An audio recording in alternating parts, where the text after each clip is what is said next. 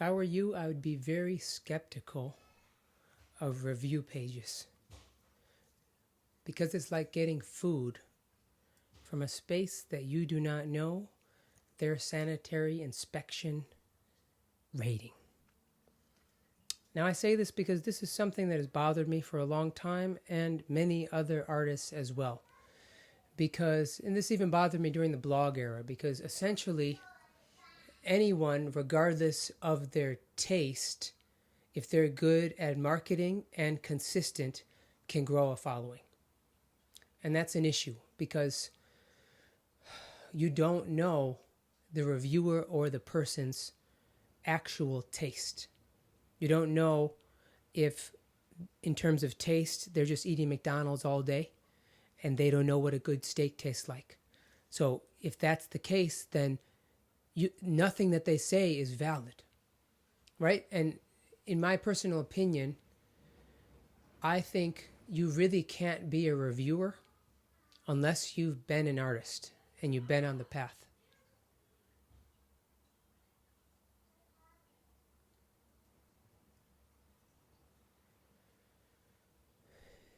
If you haven't been on the path of an artist,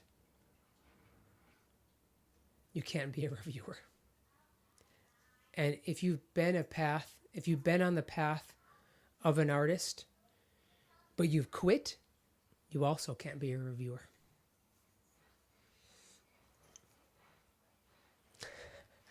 And I know this is going to make a lot of people upset, but I really believe that this is true. Because to be a proper reviewer, you need to understand what it takes to get to that level of depth to make bangers, to make great pieces of work. And if you don't understand that, you have no business judging albums and artists' works because you have no frame of reference. You haven't been on the path. You don't know what it's like. You have no idea. Right? So Rick Rubin says he gets paid for his taste. So same with the reviewer. They get paid for their taste, but unfortunately there is no system to verify and authenticate if their taste is valid or not. So I'm very skeptical whenever I see review pages. I'm extremely skeptical. And I've never seen any reviewer who makes bangers. If there are, please let me know. I'd love to see them. But as of now, I would really like to put new rules on the reviewing system.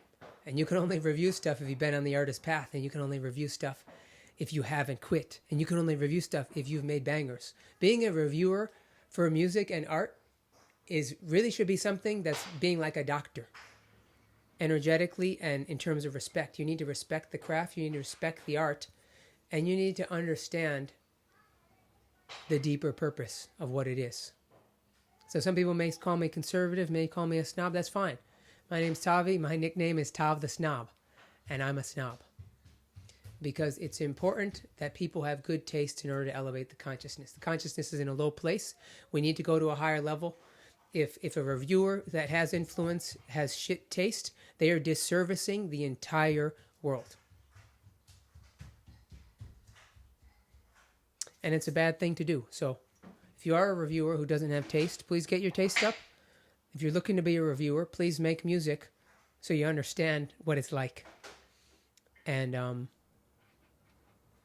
yeah, especially even when if there's reviewers who are just kind of gimmicky and they're doing faces and they're doing things that are stupid and being like a clown, and they're kind of disrespecting artists.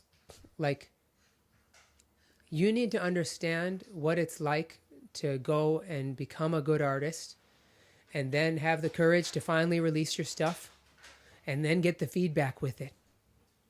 Because you wouldn't be so disrespectful if you knew the pain that you caused others through acting in that way, that disrespectful way towards their art. So yeah, that's my 2 cents on that. Reviewers should revise their methods.